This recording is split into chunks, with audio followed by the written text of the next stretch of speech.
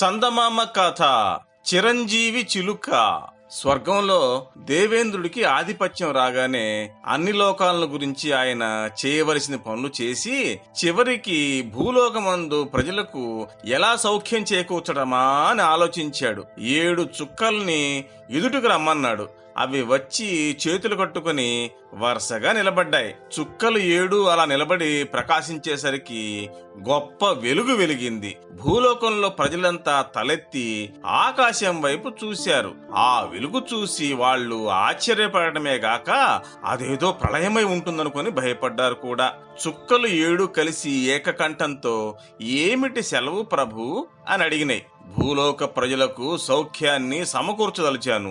ఊరక ఇస్తే ఏ వస్తువుకు విలువ లేదు కనుక మీరు పోయి నేనిచ్చే వస్తువును వాళ్లకు విక్రయించి రావాలి అన్నాడు దేవేంద్రుడు. అలానే దేవరా అంటూ పలికినై తీయని కంఠస్వరాలతో 7 చుక్కలు. ఆశ్చర్యంగా చూస్తున్న భూలోక ప్రజలకు స్వర్గంలో అమరగానం వినిపించిందప్పుడు. వరసన నిలబడి ఉన్న చుక్కలు. మొదటి నక్షత్రానికి దేవేంద్రుడు ఒక చక్కటి డబ్బీ చేతికిచ్చాడు. ఇదిగో, ఇది హాస్యరసం. ఇది సేవించిన వాళ్లకు సంతోషమిస్తుంది. సంతోషమే జీవికి బలం అన్నాడు. రెండవ చుక్కకు ఒక డబ్బీ ఇచ్చి ఇది సౌశీల్యం, ఇదే ప్రాణికి జీవం అని చెప్పాడు. మూడవ దానికి ఇంకో డబ్బీ ఇచ్చాడు. ఇది ఆరోగ్యం, ఆరోగ్యమే మహాభాగ్యం అన్నాడు. నాలుగవ చుక్కకు ఇంకో డబ్బీ ఇచ్చి ఇదే చిరంజీవత్వం, బాగా బతికి ఉంటేనే ఏ జీవి అయినా పనిచేయగలిగేది అని చెప్పాడు. ఐదవ చుక్కకు ఒక డబ్బీ ఇచ్చి ఇది కీర్తి, మానవుడికి పేరు ప్రతిష్ట ఇస్తుంది అన్నాడు.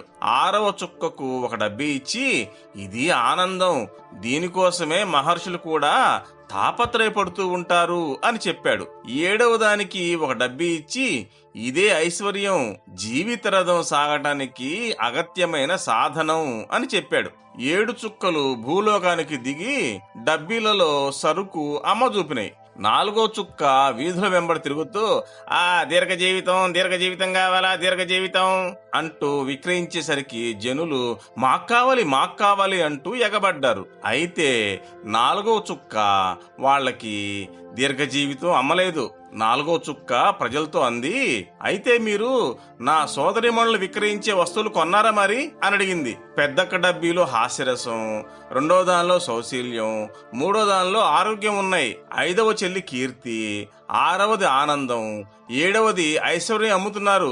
అవి మీరు కొనలేదా అని అడిగింది. లేదన్నారు ప్రజలు. అవి లేకుండా నా డబ్బీలోని మందు మీకు ఉపయోగపడదు. అవన్నీ ఉన్న వాళ్లకే దీర్ఘ జీవితం సార్థకమవుతుంది. పొండి అని డబ్బీ మూసివేసింది నాలుగో చుక్క. అయితే మచ్చు కోసమని చేతిలో పెట్టుకుని ఉన్న మందు మళ్లీ డబ్బీలో వేయడం బద్ధకం అనిపించింది నాలుగో చుక్కకి. అక్కడనే ఓ చెట్టు కొమ్మ మీద ఒక రామచిలుక కనిపించేసరికి నాలుగో చుక్క చిరునవ్వుతో ఆ మందుని చిలుక ముక్కుకు అందించింది. ఆ మందు తినగానే రామచిలుక 300 సంవత్సరాలు జీవించడానికి అది సరిపోయింది. అందుకనే చిలకలు నేటికి చిరంజీవులుగా ఉంటున్నాయి.